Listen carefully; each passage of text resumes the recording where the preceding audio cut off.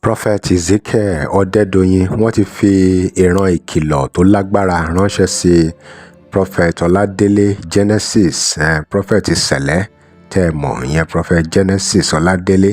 Ẹ wo àwọn nǹkan tí Prophet Ọdẹ́dọ̀yìn sọ nínú fọ́nrán yìí lágbára díẹ̀, pàápàá nípa bó ṣe pàtàkì fún Prophet Genesis pé kí wọ́n yí padà. Kí ni àwọn ìgbésẹ̀ tí wọ́n ní Prophet Genesis gbé? Kí ni àwọn nǹkan tí wọ́n ló ń ṣẹlẹ̀ sí wọn? Báwo ni wọ́n ṣe bẹ̀rẹ̀?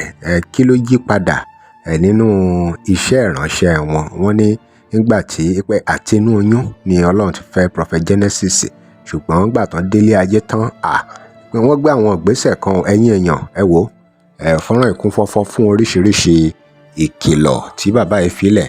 Èyí tó wá lágbára ń bẹ ní pé kì í ṣe ní kì í ṣàná ni bàbá yìí ti máa ń fi ìran ránṣẹ́ sí Prophet Genesis Ọládélé. Wọ́n fi irú ìran báyìí náà hàn ní 2021 méjèèjì, àti ti 2021 àti ìran tí wọ́n ṣẹ̀ṣẹ̀ tún filẹ̀ lọ́dún 2025, gbogbo ẹ̀ pátá lè máa rí nínú fọ́nrán yìí.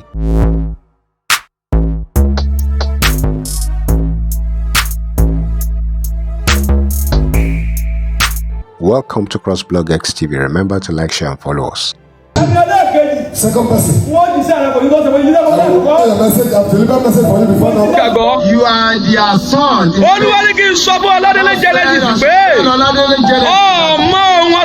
don't know God.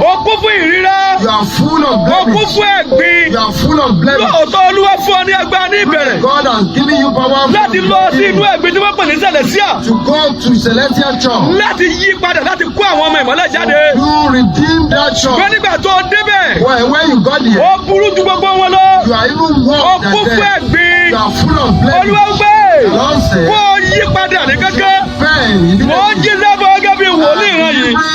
I saw this angel is their letters. They call you Genesis. And I started with what they are selling in their hands. I saw you with many books of accusation. One said you defraud me. Many of them are bringing their letter of accusation. They brought a letter of accusation. And I saw an angel, he wrote, he said, look, from his parents, I love him. From the womb I chose him. But when he got to this world, they asked him to choose between light and darkness. And we are eating about the light. Truly he has gifts.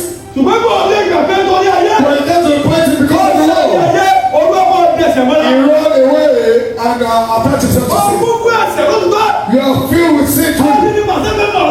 There is a whip that has been wrought on you. I will call you out to repentance. God says to the Lord. The Lord said you refuse to repent. And you are being more wicked. You are being more wicked. You are being more evil. You are filled with sin. The Lord said, I love you. But an angel of darkness has attacked you. You are filled with sin.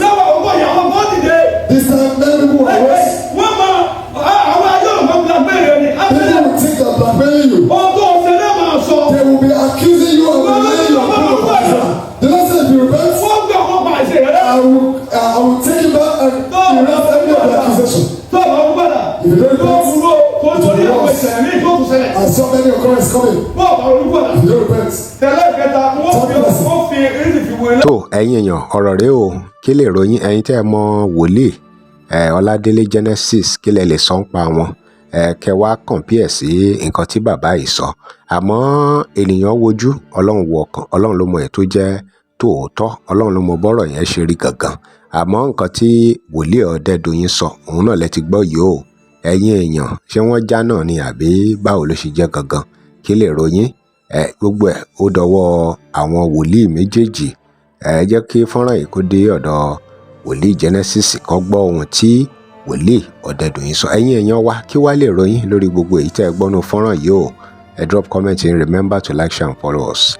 Thanks for watching. Á lọ fún ìpolówó ọjà pé WhatsApp number PG. Tẹ́ ẹ bá lè rí àmì ṣe, gbogbo ogun tó lóhùn ní gbọ́ tó lóhùn ní gbà lórí ayé yín, iná agbára Ọlọ́run máa jó dànù. Kí lè nǹkan tẹ́ ń là kọjá tó dàbí pé ẹ ti wá ọ̀nà àbáyọ ṣùgbọ́n tí ẹ ti rí ọ̀nà àbáyọ? Ẹ ti pàdé wòlíì yín ló fà. ṣùgbọ́n arán mi sí ọ lónìí dádì, arán mi sí ọ lónìí mọ́mì. Olúwa lòun fẹ́ ṣe nǹkan ńlá nínú ayé yín.